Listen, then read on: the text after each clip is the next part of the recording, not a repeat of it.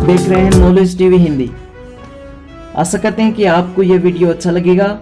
Channel के साथ बने रहें, चैनल को सब्सक्राइब जरूर कर लें, बेल आइकन दबा दें ताकि आपको नेक्स्ट वीडियो की जानकारी मिल सके। चलिए दोस्तों, आज हम बात करने जा रहे हैं भारत चाइना बॉर्डर के ऊपर जो विवाद की स्थिति पैदा हुई है उसके बारे में। तो शुरू से इसकी डिटेल से बात करें तो दोस्तों, चाइना के अंदर ईसा के जन्म से 500 साल पहले चीन के नामचीन फौजी जनरल सुन जू ने द आर्ट ऑफ वार नाम की किताब में लिखा था, जंग की सबसे बेहतरीन कला है कि बिना लड़े हुए ही दुश्मन को परास्त कर दो। सैकड़ों सालों बाद भी चीन में इस किताब की बातों का लोहा माना जाता है। ठीक उसी तरह से भारत में जैसे चाणक्य नीति को माना जाता है, भारत चीन के बीच फिलहाल जारी बॉर्डर तनाव को समझने के लिए शायद जंग की इस बेहतरीन कला को ध्यान में रखने की बहुत जरूरत है। मौजूदा हालात ये हैं कि 199 में भारत पाकिस्तान वाली सीमा पर कारगिल बिल्डअप के बाद शायद भारत की किसी सीमा पर देश के सैनिकों का यह सबसे बड़ा जमावड़ा हो सकता है। भारत और चीन के बीच सीमा को वास्तविक नियंत्रण रेखा का LAC कहा जाता है, यानी 1962 की लड़ाई के बाद भी वास्तविक स्थिति। रक्षा मंत्रालय के सूत्र बताते हैं कि यह शुरुआत अप्रैल के तीसरे हफ्ते में हुई थी, जब लद्दाख बॉर्डर यानी लाइन ऑफ एक्चुअल कंट्रोल जब पर चीन की तरफ सैनिक टुकड़ियों और भारी ट्रकों की संख्या में इजाफा दिया था। इसके बाद से मई महीने में सीमा पर चीनी सैनिकों की गतिविधियां रिपोर्ट की गई। चीनी सैनिकों को लद्दाख में सीमा का निर्धारण करने वाली झील में भी गश्त करते देखे जाने की बातें सामने आई। मामले की गंभीरता का अंदाजा इस बात से लगाया जा सकता है कि कुछ दिनों पहले सेनाध्यक्ष जनरल नरावणे ने सीमा का दौरा किया। मौजूदा तनाव इस बात से भी बढ़ा जब मंगलवार को किसी देश का नाम लिए बिना चीन ने राष्ट्रपति शी जिनपिंग ने सेना को तैयार होने के निर्देश दिए थे। इस दौरान दिल्ली में तीनों सेनाओं के प्रमुखों की बैठक के दौर जारी थे। रक्षा मंत्री राजनाथ सिंह और राष्ट्रीय सुरक्षा सलाहकार अजीत डोभाल के अलावा उनकी मुलाकात प्रधानमंत्री नरेंद्र मोदी से भी हुई। मामले के अंतर्राष्ट्रीय स्तर पर तूल भी पकड़ा जब अमेरिकी राष्ट्रपति डोनाल्ड ट्रंप ने पहली बार भारत चीन सीमा विवाद में मध्यस्थता की पेशकश कर डाली। अब दोस्तों, कुछ साल पीछे चलते हैं। जैसे 2017 में डोकलाम क्षेत्र में भारतीय और चीनी सैनिकों के बीच मुक्केबाजी, हाथापाई, छीना झपटी के वीडियो वायरल हुए थे और कई दिनों के बाद ये तनातनी खत्म हुई थी। भारत और चीन के बीच सीमा विवाद का इतिहास वैसे तो दशकों पुराना है, लेकिन ताजा तनाव की 3 प्रमुख वजह दिखती हैं। जाहिर है कि पहली वजह सामरिक है। ये 2 ऐसे पड़ोसी हैं जिनकी फौजों की तादाद दुनिया में सबसे पहले और दूसरे नंबर पर बताई जाती है और जिनके बीच परस्पर विरोध का एक लंबा इतिहास रहा है। इस बार भी वही इलाके दोबारा चर्चा में है जहां 1962 में दोनों के बीच एक जंग भी हो चुकी है और चीन का दावा रहा है कि उसने उसमें बाजी भी मारी थी। तनाव की बड़ी वजह पीछे कुछ सालों में भारतीय बॉर्डर इलाकों में तेज होता निर्माण कार्य भी हो सकता है। पहला कारण दोस्तों, इलाकों में तेज होता निर्माण कार्य हो सकता है। दूसरा, रक्षा मामलों के जानकार अजय शुक्ला बताते हैं कि सड़कें एक बड़ी वजह है। दोस्तों, भारत चीन सीमा विवाद के बीच जो है अपनी भारत की तरफ से जो सड़कें बनाई जा रही हैं उसको लेकर चीन में जो है तनाव है। उन्होंने कहा, आमतौर से शांतिपूर्ण रही गलवान घाटी अब एक हॉटस्पॉट बन चुकी है क्योंकि यहीं पर वास्तविक नियंत्रण रेखा है जिसके पास भारत के सियोक नदी के दौलत बेग ओल्डी डियो तक एक सड़क का निर्माण कर लिया है। पूरे लद्दाख के LAC इलाके में यह सबसे दुर्गम इलाका है। लगभग सभी जानकार इस बात से भी सहमत दिखते हैं कि चीन बॉर्डर के इलाकों में निर्माण और रखरखाव हमेशा से बेहतर रहा। सीमावर्ती इलाकों की मूलभूत सुविधाओं में भी चीन भारत से कहीं आगे रहा है। भारत थल सेना के पूर्व जनरल VP मालिक को लगता है कि चीन की बढ़ी हुई बेचैनी की एक और वजह है चीनी फौज का एक तरीका रहा है कि क्रॉपिंग रेंगते हुए आगे बढ़ना, गतिविधियों के जरिए विवादित इलाकों को धीरे धीरे अपने अधिकार क्षेत्र में शामिल कर लेना। लेकिन इसके विकल्प कम होते जा रहे हैं क्योंकि अब भारतीय सीमा पर विकास हो रहा है और पहुंच बढ़ रही है। आगे आपको बता दें दोस्तों, हिंदुस्तान टाइम्स में रक्षा संबंधी मामले कवर करने वाले वरिष्ठ पत्रकार राहुल सिंह ने भी इस बात को इत्तेफाक रखते हुए कहते हैं कि पिछले 5 सालों से भारतीय सीमा को बेहतर बनाने पर ज्यादा ध्यान दिया गया है। उनके मुताबिक पहले भी सीमा पर दोनों सेनाओं के बीच सेनाओं में छोटी मोटी झड़पें होती रही हैं। डोकलाम से पहले भी 2013-14 में चुमार में ऐसी घटनाएं सामने आई थी, लेकिन इस बार भी गतिविधियों का दायरा खासा बड़ा है। पूर्व जनरल अशोक मेहता के वास्तविक नियंत्रण रेखा पर बढ़ती कथित चीनी गतिविधियों का बड़ा कारण पुल और हवाई पट्टियों का निर्माण बताया, जिसकी वजह से भारतीय गश्तें बढ़ चुकी हैं।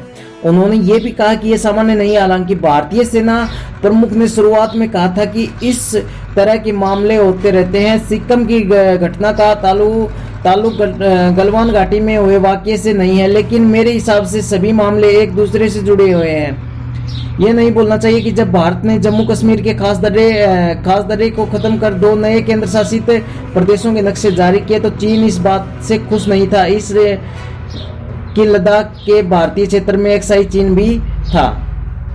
दुनिया की सभी अर्थव्यवस्थाएं पिछले 5 महीनों में कोरोना वायरस के बाद के मंजर से जूझ रही हैं।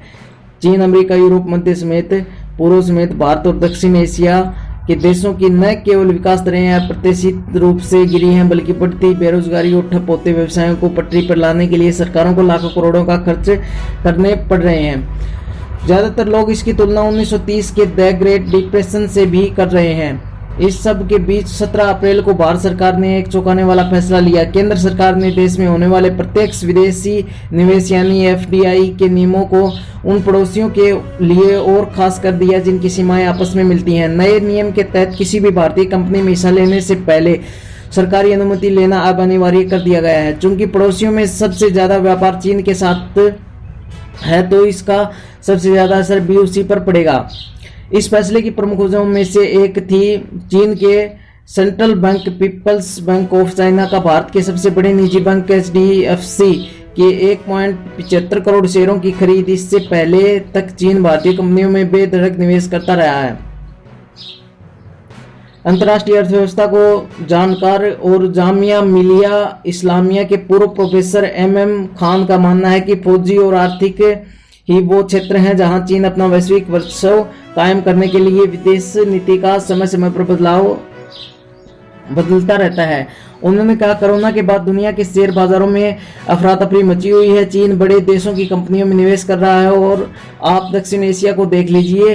श्रीलंका, पाकिस्तान, बांग्लादेश इंफ्रास्ट्रक्चर और टेक्नोलॉजी की बड़ी कंपनियों में चीनी कर्ज या निवेश मिल ही जाएगा।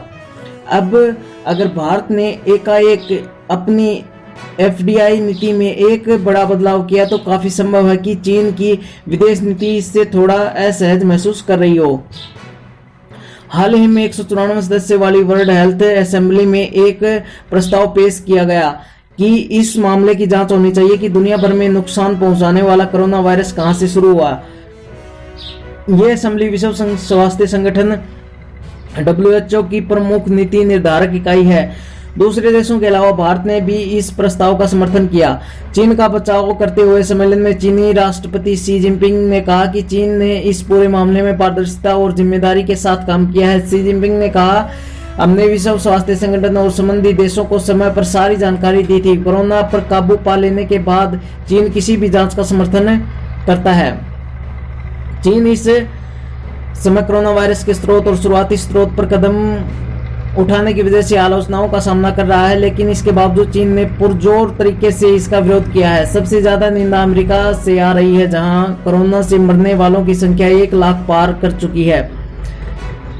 अमेरिका के आर्थिक विकास, ऊर्जा और पर्यावरण मामलों के मंत्री कीथ क्रेंच ने कहा कि ट्रंप प्रशासन चीन को कोविड-19 पर चुप रहने के कारण दंडित करने के बारे में विचार कर रहा है। हिंदुस्तान टाइम्स अखबार में रक्षा संबंधी मामले कवर करने वाले पत्रकार राहुल सिंह मानते हैं कि वुहान में कोरोना के फैसले और उसके बाद वैश्विक निंदा के बीच भारत सीमा विवाद पर ही खबरें सामने आने से फोकस तो बदल ही सकता है। वॉशिंगटन में BBC संवाददाता V3 खरे पिछले कई महीनों से अमेरिका में चीन के खिलाफ तेज होते शोर पर रिपोर्ट करते रहे हैं। उन्होंने बताया कि अब चीन अमेरिका मीडिया में भारत चीन के बीच वास्तविक नियंत्रण रेखा वाली खबरों को एक दूसरे एंगल से भी देखा जा सकता है।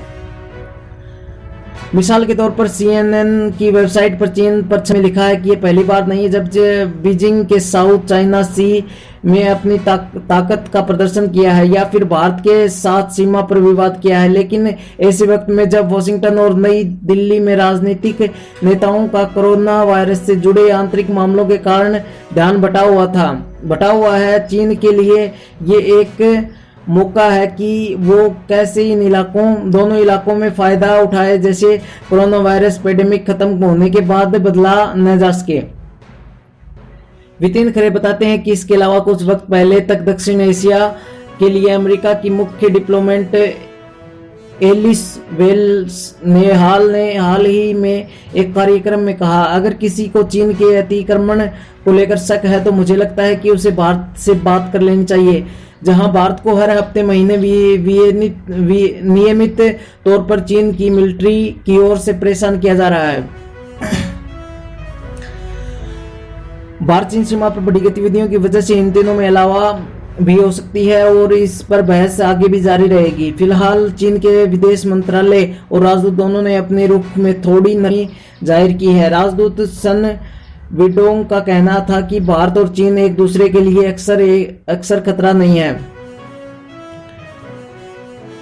दोनों आपस में दूसरे के लिए अवसर है, खतरा नहीं है। पूर्व भारतीय सेना प्रमुख जनरल वीपी मलिक मानते हैं कि इस तरह के विवादों का हल कूटनीति या राजनीतिक ही हो सकता है, लेकिन उन्होंने साफ शब्दों में यह भी कहा कि मौजूदा विवाद में फौजी हल फेल हो चुका है और जहां आपस।